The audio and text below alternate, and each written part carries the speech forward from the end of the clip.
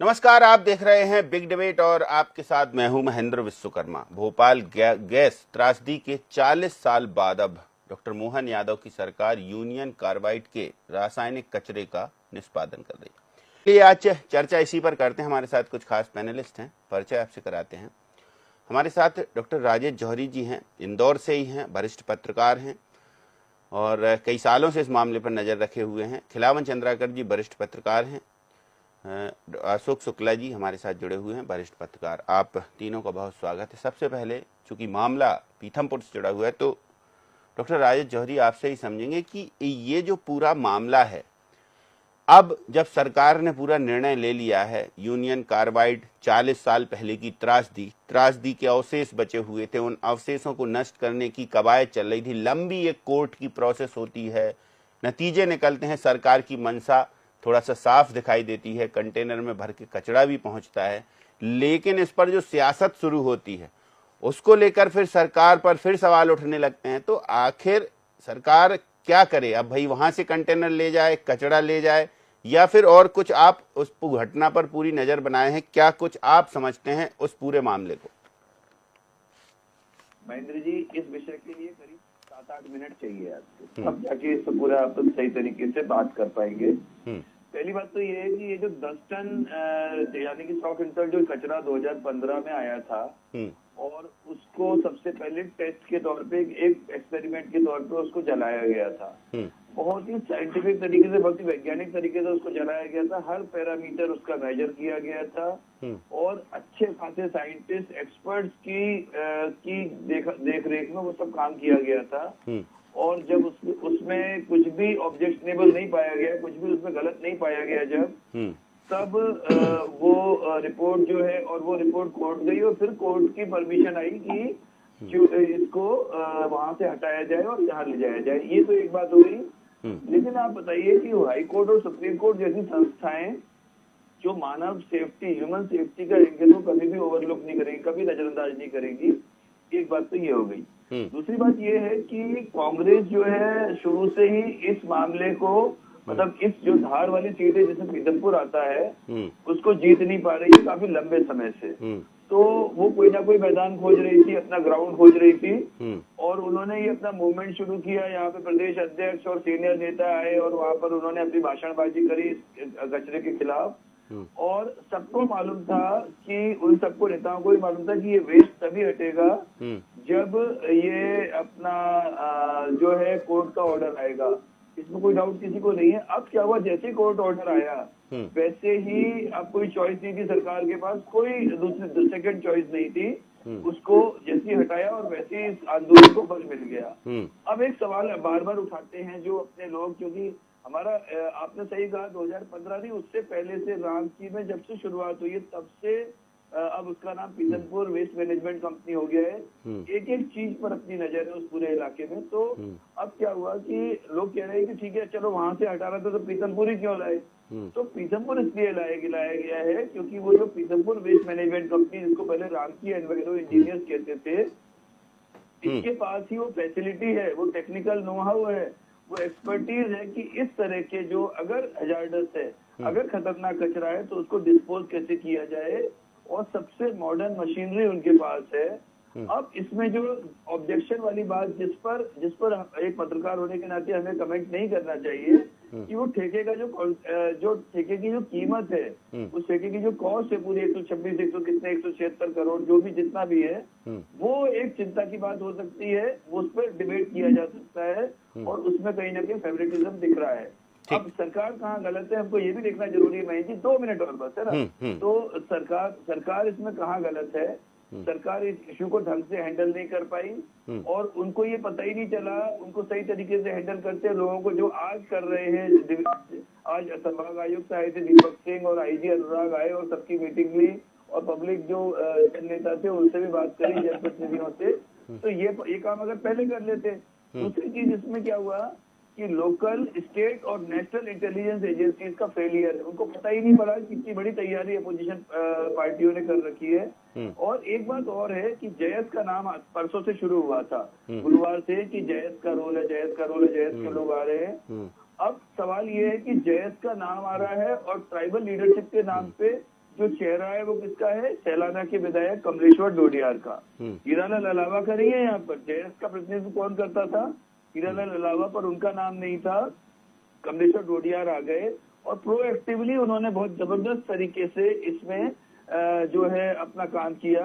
और आखिरी बात ये है महेंद्र जी कि कांग्रेस को कोई भी नैतिक अधिकार नहीं है इस तरह के प्रोटेस्ट करने का, क्योंकि 1984 में जब ये घटना हुई और जिस तरह से वॉरेन एंडरसन को वहां से भगाया गया, जिस तरह से उस जांच को आगे नहीं बढ़ने दिया और उस सही तरीके से जांच ही नहीं हुई, प्रत्यर्पण हो सकता था उस आदमी का, वो भी ऊपर चला गया, भगवान को प्यारा हो गया और सारी की सारी चीजें, कोई भी जो एसपी था उसको आपने डीजीपी बना दिया, जिस एसपी ने उस एंडरसन को भगाया था। जो कलेक्टर था उसको आपने सीएस बना दिया, बाद में आपने उनको पुरस्कृत भी कर दिया। अब हम आपके पास अभी दोबारा से आते हैं जौहरी साहब। शुक्ला जी हमारे साथ जुड़े हुए हैं। शुक्ला जी, ये पूरा जो यूनियन कार्बाइड का कचरा है, इसको लेकर बड़ी भ्रम की स्थिति बनाए हुए हैं। अब देखिए, कचरा जब पूरा भर के कंटेनर पहुंच गए हैं पीथमपुर, और 2015 में इसी कचरे को वहां जलाने का, उसे नष्ट करने का, निपटान करने का पूरा एक प्रोसेस हो चुका है, उसके बावजूद भी अब ये बवाल, तब कोई बवाल नहीं हुआ था लेकिन अब बवाल हो गए। इसे सियासी माइलेज लेने की बात कहेंगे। सरकार में जैसे डॉक्टर मोहन यादव हैं, उनकी मंशा है कि चलिए ये जो दंश है, ये दंश समाप्त कर दिया जाए कम से कम, और जहां कचरा जहां से भेजा गया है वहां एक स्मारक खड़ा कर दिया जाए, एक थोड़ा सा एक याद के रूप में। लेकिन उसके बावजूद भी अब ये जो पब्लिक मूवमेंट बनाया जा रहा है, इसमें इसको कैसे देखेंगे? क्या वास्तव में इतना जहरीला कचरा था कि 40 साल भोपाल में डला रहा और ओपन खुले में डला रहा? उसके जो इफेक्ट, साइड इफेक्ट होने थे वो तो हो गए, अब भी कोई ऐसी गुंजाइशें हैं क्या कि नहीं अभी भी कुछ हो सकता है? देखिए, 84 की जो घटना थी और जिस तरह से वहाँ पे रिसाव हुआ था गैस का और बड़ी संख्या में लोगों की मौतें हुई थी और लंबे समय तक इसका दुष्प्रभाव भी उस इलाके में देखने को मिला था। मतलब यानी कई पीढ़ियां, कहिए कि कम से कम 1-2 पीढ़ियां तो ऐसी थी जो इससे प्रभावित हुई थी। तो वो एक भय स्वाभाविक है। लेकिन जो जनाक्रोश की बात हो रही है, जैसा भी आप ही बतला रहे हैं कि किस तरह से 2015 में ये कचरा वहां पे पहुंचता है, इसका एक ट्रायल भी होता है, और मुझे नहीं लगता है कि कोई भी सरकार जो है इतना बड़ा जोखिम लेगी कि वो बिना किसी ट्रायल के, बिना किसी सुरक्षा प्रबंधों के या सब चीजें जांच परख कर ही वहां पर हो रहा होगा, क्योंकि कोर्ट के भी जैसे निर्देश है वहां पर उसका भी पालन हो रहा है। और कोई भी सरकार ये क्यों चाहेगी कि फिर 84 जैसी कोई त्रासदी हो? और अगर ये कचरा काफी समय तक खुले में पड़ा रहा, लेकिन ये चूंकि एक केमिकल है और ये वही केमिकल है जिसके रिसाव की वजह से बहुत सारे लोगों की मौत हुई थी, तो एक स्वाभाविक डर होगा वहां के लोगों में। लेकिन जो जनाक्रोश होता है, वो जनाक्रोश मुझे लगता है कि जनता में कम होता है और नेताओं के द्वारा वो ज्यादा जो है भड़काया जाता है या पैदा किया जाता है। और राजनीति हो रही है, जैसा भी हमारे जौहरी साहब भी कह रहे थे कि कांग्रेस को तो इसमें कुछ इसलिए नहीं बोलना चाहिए कि अर्जुन सिंह की सरकार थी और ये भी सुनने में आए थे कि अर्जुन सिंह खुद वहां से भागने के प्रयास में थे। एंडरसन तो भागे ही था, बाद में वो किस तरह से भागा और फिर सरकार किस तरह से आरोपित हुई थी, कांग्रेस की सरकार पर किस तरह के आरोप लगे थे।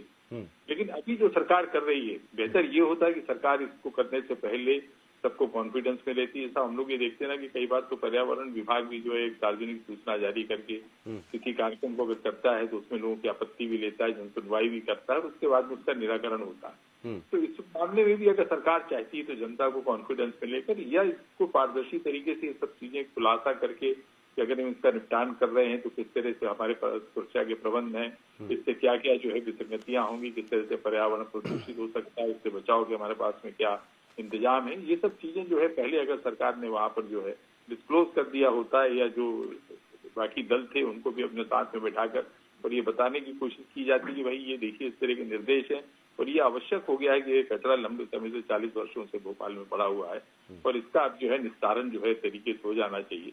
तो मुझे लगता है कि बवाल की स्थिति नहीं बनती। कई बार सरकार जब एकला चलो वाली नीति में चलती है तो स्वाभाविक है कि जो विरोधी पार्टियां होंगी वो कुछ ना कुछ इसको मुद्दा बनाएंगे, वही कांग्रेस कर भी रही। नहीं, विरोधी पार्टियों के साथ साथ अपनों का भी पुट रहता है क्या कुछ कि चलिए एक मौका मिला है थोड़ा सा छेड़ने को या कुछ करने को? अब तो देखिए, भारतीय जनता पार्टी के अंदर भी अब वही स्थिति है जो कभी हम लोग कांग्रेस में देखते थे। मतलब लेग पुलिंग कहते हैं, लेग पुलिंग यहाँ भी हो रही है। हो सकता है कि अब डॉक्टर मनमोहन यादव के इस फैसले के खिलाफ कहीं पार्टी के भीतर ही जो है कुछ लोग हवा देने का काम कर रहे हों। लेकिन ये जो कुछ हो रहा है वो ठीक नहीं है। ठीक नहीं है, बस ये बात ठीक है। आप कह रहे हैं कि ये कुछ हो रहा है वो ठीक नहीं है। खिलावन चंद्राकर जी, जैसे अशोक शुक्ला सर ने बोला है कि बहुत सारी चीजें होती हैं, जैसे स्वास्थ्य पर क्या इसका इफेक्ट पड़ेगा कचरा जलाने से, कृषि पर, जलवायु पर, इन सब की रिपोर्ट जो मुख्य सचिव हैं उन्होंने चार एजेंसियों से करवा ली। उसमें पॉल्यूशन कंट्रोल बोर्ड सहित साइंटिफिक तरीके से भी वहां की सारी, वो तो तभी करा ली थी और उसके बाद भी करा ली जब 2015 में कचरे को वहां पर जलाकर नष्ट करने की एक प्रोसेस की गई थी, ट्रायल रन किया गया था। लेकिन अब इसको, उन चीजों को तो छोड़ दीजिए, जनता के बीच में ये पहले ले जाना चाहिए था सरकार को। सरकार अभी बता रही है, सरकार सबको बता रही है, जनता को ही नहीं, और संगठन भी उसमें इन्वॉल्व है। संगठन के नेता चाहे मंत्री हो, उप मुख्यमंत्री हो, सभी पहुंच रहे हैं, अधिकारी भी बता रहे हैं। लेकिन उसके बावजूद भी जो ये हवा दी जा रही है, उस कचरे को लेकर जो सियासत की जा रही है, सियासत को कैसे देखेंगे कि कचरा नहीं जलाना चाहिए उधर या फिर जलाना चाहिए, तो इस सियासत को कैसे खत्म करेंगे? इसको, इस कंट्रोवर्सी को कैसे पाटेगी अब सरकार? चुनौती है सरकार के सामने। देखिए महेंद्र जी, सबसे महत्वपूर्ण बात यही है कि 40 वर्षों से वो कचरा जो है भोपाल में 40 साल पहले त्रासदी हुई थी, बहुत बड़ी त्रासदी थी, विश्व की सबसे बड़ी औद्योगिक त्रासदी थी वो। और उसके बाद जो लगातार जो काम हो रहे थे, बहुत धीमी गति से काम हो रहे थे, लेकिन 15 में यदि कचरा जलाया गया, 10 टन कचरा जलाया गया पीथमपुर में, तो मैं पत्रकार हूँ, मुझे मालूम है, मेरे पास जानकारी नहीं आई 10 टन जो है ना कचरा जलाया गया। अब जानकारी आई है, आपको भी नहीं मालूम होगा कि 10 टन 2015 में जलाया नहीं, अभी डॉक्टर राजेश जौहरी कह रहे हैं कि वो उस परिदृश्य के साक्षी बने थे। अच्छा, ये बात चलिए, जौहरी जी बोल रहे हैं तो मैं उनका समर्थन करता हूँ कि वो साक्षी बने थे, मैं भी साक्षी हूँ, कोई बात नहीं है। लेकिन महत्वपूर्ण बात है, मैं 4-5 बिंदुओं पर अपनी बात कहूंगा। रमकी कंपनी है, रमकी कंपनी की तरह जो है 3 जो है पूरे देश में 3 ऐसी कंपनियां हैं जो इस तरह के जहरीले कचरे को जलाने का काम करती है। उसमें से एक मध्य प्रदेश के पीथमपुर में है। और आपको ये मतलब बताना चाहता हूँ मैं, आपने जो आपके चैनल देख रहे हैं उनको बताना चाहता हूँ कि 15 से पहले 10 टन औद्योगिक कचरा, जहरीला कचरा, किसी तरह का आइसोसाइनाइड है या जिस तरह का जो है मिक है या जिस तरह का जो भोपाल की गैस त्रासदी में जो गैस रिसी थी, उस तरह का कचरा पहले जलाया गया था। उसके बाद 15 में फिर से भोपाल के इसी स्थान से यूनियन कार्बाइड से कचरा उठा के 10 टन वहाँ जो है ना जलाया नहीं गया, नष्ट किया गया था, रिसाइकिल किया गया। रिसाइकिल किया गया, ठीक है। हाँ, कुल मिला के मुझे लगता है कि जो कंपनी है, और ये कंपनी ऐसी कंपनी नहीं है, देश भर के औद्योगिक कचरे को, रासायनिक कचरे को, जहरीले कचरे को जलाने का बहुत बड़ा संस्थान है ये। इसलिए मुझे लगता है कि उस संस्थान पे शंका को शंका की दृष्टि से देखना बहुत उचित नहीं होता। दूसरी बात, पहली बात तो मैंने बोल दी, दूसरी बात महत्वपूर्ण ये है कि राज्य सरकार जितना काम कर रही इस मामले में, यदि 40 साल से कचरा पड़ा हुआ है, मुझे लगता है कि 40 साल पहले ही इसको, अभी 2 साल, 4 साल, 10 साल, 15 साल पहले इसको जला देना चाहिए था या रिसाइकिल कर देना चाहिए था, तो डिस्ट्रॉय कर देना था। तो मुझे लगता है कि प्रयास नहीं किए गए। ठीक है, लगातार प्रयास का अभाव रहा। नहीं, अब तो कोर्ट ने चूंकि एक टाइम दे दिया था ना, इसलिए सरकार का करना फर्ज बनता था और मजबूरी भी समझ सकते इसको। भाई, कोर्ट का आदेश तो आया है, कोर्ट का आदेश मैंने भी पढ़ा है, कोर्ट के आदेश में ये सब बातें कही गई है।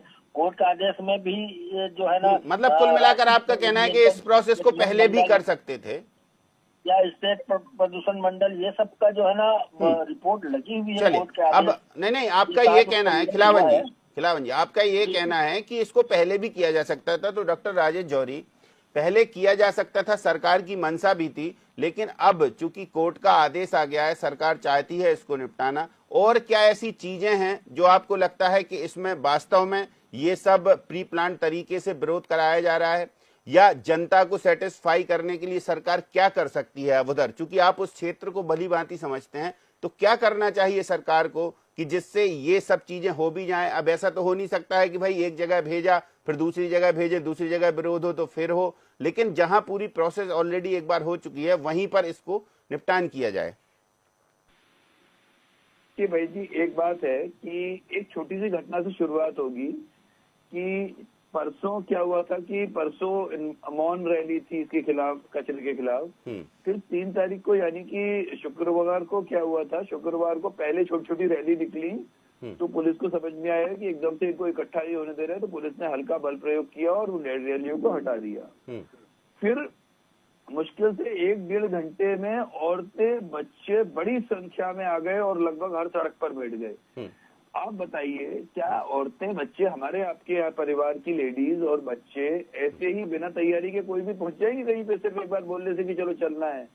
औरतों बच्चों को कथा के लिए निकालने में बहुत मेहनत करनी पड़ती है, बार बार आग्रह करना पड़ता है।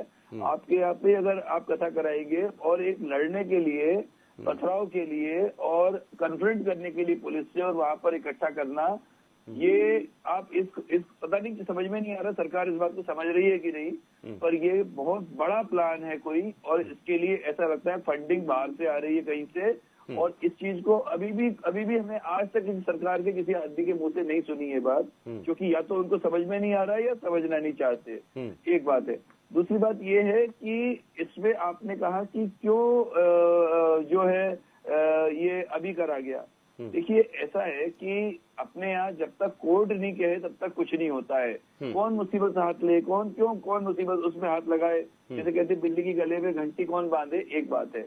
दूसरी बात ये है कि 150 एकड़ से ऊपर की जमीन है और प्राइम लैंड है भोपाल की, सबसे महंगे इलाके की जमीन है, उसका अच्छा इस्तेमाल हो सकता है। उसकी वहाँ पे हाउसिंग सोसाइटी बन सकती है, हो सकता है कोई अच्छा काम हो जाए।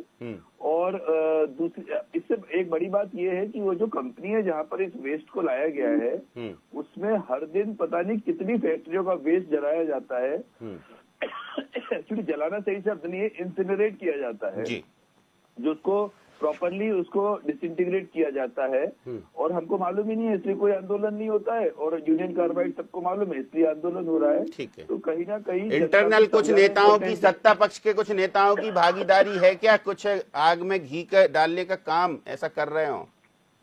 नहीं, देखिए, वो हो सकता, उसकी पॉसिबिलिटी से इनकार नहीं किया जा सकता, पर इसमें एक्सटर्नल फोर्सेस की ज्यादा बड़ी भागीदारी है, और कोई बड़ी बात नहीं है कि विदेशी हाथ भी हो इस मामले में। बिल्कुल। अशोक शुक्ला जी, बहुत बड़ा सवाल उठाया है डॉक्टर राजेश जौहरी जी ने, कैसे सोचेंगे आप, क्या देखते हैं? ऐसे लगता है आपको कि ऐसा भी हो सकता है?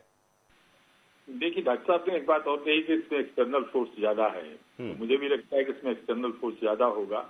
और जिस तरीके से कोर्ट का आदेश है और एक सरकार, और अभी जो डॉक्टर मनमोहन सिंह की सरकार है, वो किसी तरह के, आप देखिए उसके जो फैसले रहे हैं वो ज्यादातर तो समझदारी के और अच्छे फैसले रहे हैं। नहीं, डॉक्टर मोहन यादव हमेशा कुछ ऐसे फैसले लेते रहते हैं कि जो जनता के हित में हो, हालांकि वो त्वरित लेते हैं, और ये हो सकता है कि जैसा आप कह रहे हैं कि पहले वो रिपोर्ट्स दिखा देनी थी वहां, तो इसमें थोड़ा सा चूक कर गए हो।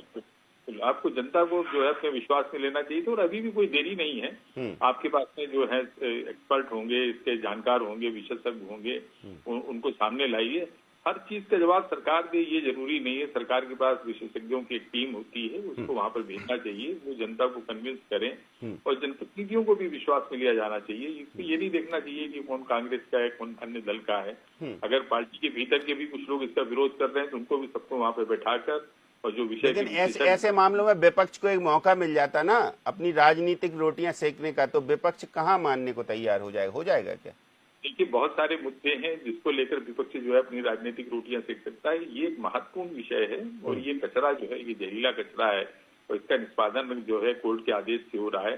तो कहीं ना कहीं ऐसा नहीं लगता है क्या कि कोर्ट के आदेश में भी एक रोड़ा या एक बाधा जो है पैदा करने की कोशिश विपक्ष कर रहा है, तो नहीं करना चाहिए। एक्सटर्नल फोर्सेस की ऐसा लगता है कि संभावनाएं हैं, लेकिन मुख्यमंत्री कह रहे हैं इस गंभीर विषय पर ना करें राजनीति। खिलावन चंद्राकर जी, मुख्यमंत्री बार बार इस बात को कोट कर रहे हैं कि भाई ये गंभीर विषय है, जनता से जुड़ा है, सरकार को जनता के स्वास्थ्य का ख्याल है, जनता की मंशा का ख्याल है, लेकिन फिर भी इस तरीके की बातें उठ रही हैं, तो इसलिए बड़े चिंतित नजर आ रहे हैं।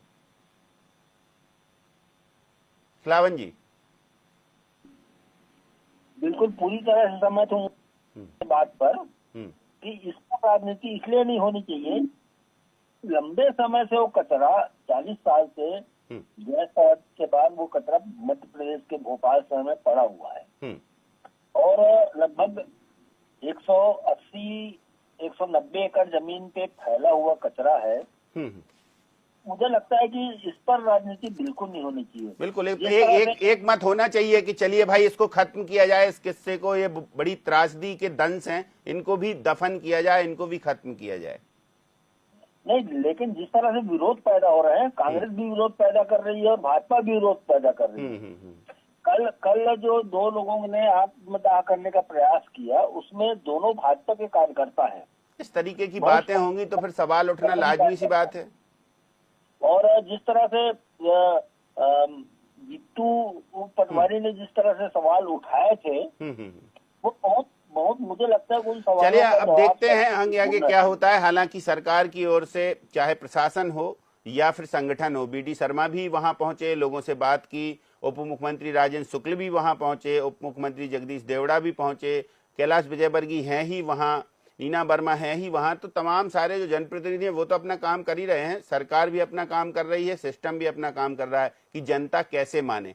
चलिए देखेंगे आगे क्या होता है। बहरहाल एक बात तो सामने आई, डॉक्टर राजेश जौहरी जी ने साफ तौर से कहा कि इसमें एक्सटर्नल फोर्सेस ज्यादा समझ में आ रही हैं और उस दिशा में भी सिस्टम को या सरकार की जो सुरक्षा प्रणाली है उसको उस दिशा में काम करना चाहिए, प्रशासन को इस दिशा में भी देखना चाहिए कि एकदम से पब्लिक कैसे आ जाती है भाई। चलिए बहुत शुक्रिया डॉक्टर राजेश जौहरी जी, बहुत शुक्रिया खिलावन चंद्राकर जी, शुक्ला जी, आपने समय निकाला, बहुत बहुत धन्यवाद आपका।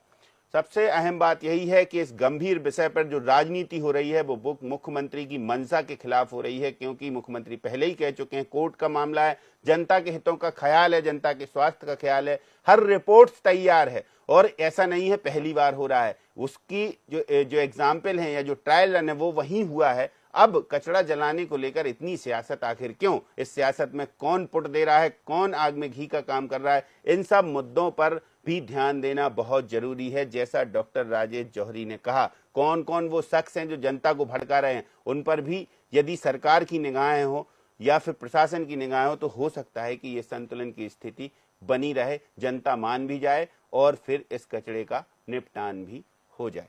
तो चलिए बिग डिबेट में इतना ही, मुझे दीजिए इजाजत, नमस्कार।